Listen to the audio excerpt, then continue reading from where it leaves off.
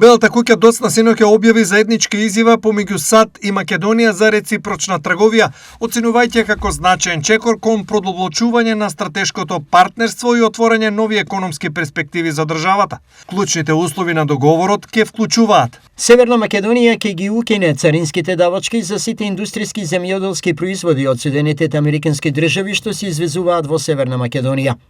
САД ќе ги задржат на 15% реципрочните тарифи, како што е наведено во извршната наредба 14257 од 2 април 2005 година, како што е изменета за стоки со потекло од Северна Македонија, а исто така ќе ги идентификуваат производите од листата наведена во Анекс 3 на извршната наредба 14346 од 5 септември 2025 година. Стои во објавата на Белата куќа. По објавувањето на заедничката изјава на својот Facebook профил се огласи и премиерот Христијан Мицковски. Изјавата представува јасен сигнал за силната поддршка што Македонија ужива од Соединетите Американски држави и го трасира патот кон сеопфатен договор со кој ќе се обезбедат тарифи не повисоки од 15%, а за одредени производи и индустрии и до 0%.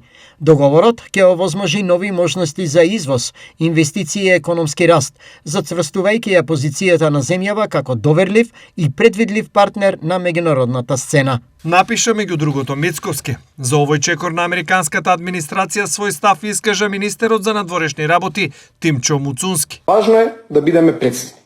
Соединетите Американски држави ќе ја задржат реципрочната тарифа од 15% за производите со потекло од нашата држава. Додека паралелно, и тоа е суштината на овој успех, ќе се идентификуваат производи што ќе добијат до 0% реципрочна тарифа. Со други зборови, за дел од клучните индустрии и производи, тарифите ќе се намалат до 0. Станува збор за конкретен и мерлив успех за македонската економија.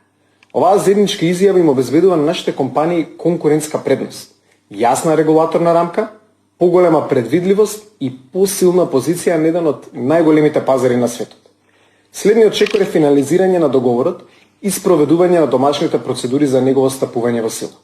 Нашата цел е јасна: повеќе извоз, повеќе инвестиции и повеќе добро платени работни места дома. За заедничката изјава помеѓу Македонија и САД реагира и пратеничката група на ВМРО ДПМН. Оваа изјава представува јасен сигнал за продолбочување на стратешкото партнерство и потврда за силната поддршка што Македонија ја ужива од САД и со ова се прави значаен ичекор во економската соработка. Заедничката изјава е и предвестник за склучување на договорот од оваа област помеѓу Македонија и САД, велат познавачите на актуелните економски прилики во земјата.